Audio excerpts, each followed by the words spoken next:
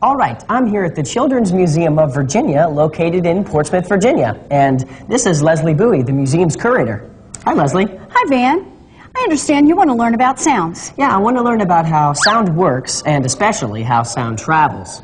Well, let's have a look at some of our exhibits and get the answers to those questions. Okay. The Children's Museum of Virginia is a place where kids can experience science firsthand. Here they can feel it, touch it, explore it, learn it. Let's first consider how sound is produced.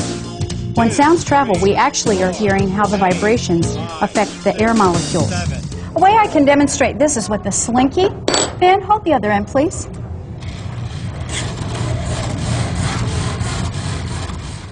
What we perceive as sound is due to the alternate squeezing and stretching of molecules through the air. This we refer to as sound waves. Sound waves travel through the air at 344 meters per second. They travel slower than light. You can see this for yourself the next time you see a thunderstorm. You can work out how far away the storm is from you by timing the interval between the lightning and the clap of thunder.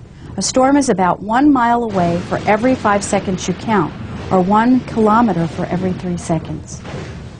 Now that you know what sound is and how fast it travels, let's do some testing. What do you notice?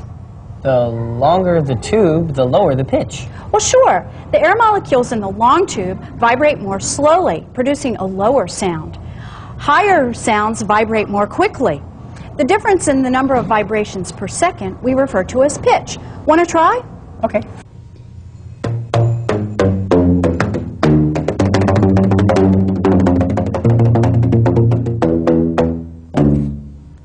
Cool. We can also use a recorder to demonstrate pitch.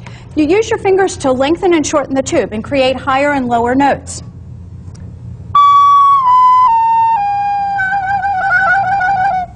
Well, that's great, but how do you make it louder? Well, with a recorder, just simply by blowing more air into the tube. But there's another way to make sounds louder, and that's to focus sound. Let's come have a look. Okay. Here, the parabolic dish collects sound from a huge area and funnels it right to this point. If you're standing in just the right place, you can even hear a whisper. So, Van, why was Mr. Murphy only bothered by your sound? Wait, somebody just asked me about Mr. Murphy. Who asked that question? Well, Van, I'd like to introduce you to Dr. Lynette Roth. Dr. Roth is an audiologist. She specializes in hearing problems. Oh, you mean like Mr. Murphy? Well, the question I have is, how come he singled out my band when there were so many other noises in the neighborhood? It might be, Van, like many older people, couldn't hear the higher frequency of noise that came from the other sound sources. The higher pitches? Why? Let me explain how the ear works first. Sound waves travel through the air and enter the ear canal, causing the eardrum to vibrate.